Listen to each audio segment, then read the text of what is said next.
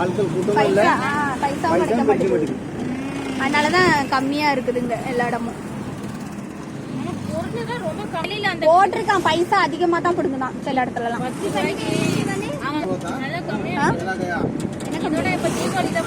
Industrial area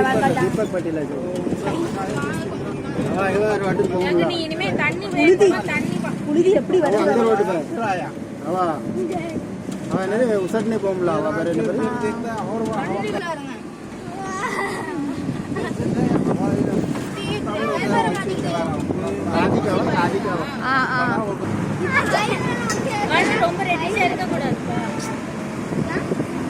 ஏரியாவா அதான் எங்கோடியா வந்த மாதிரி நினைச்சேன்.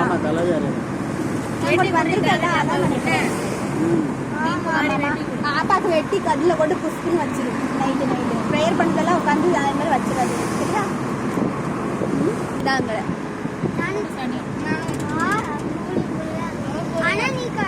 நம்ம சென்னை போவோம்ல, சென்னையில இந்த மாதிரி தான் வேலை. அது என்ன அந்த வேலைச்சேரி ஏரியாலாம் இப்படிதான் இருக்கும். ஃபுல்லும் கம்பெனி சைடா தான் இருக்கும். அந்த மாதிரி தான் இருக்குது இதெல்லாம். இது என்ன கம்பெனி அங்க பாருங்க, யுனைடெட் வேன் டிபார்ட்மெண்ட்.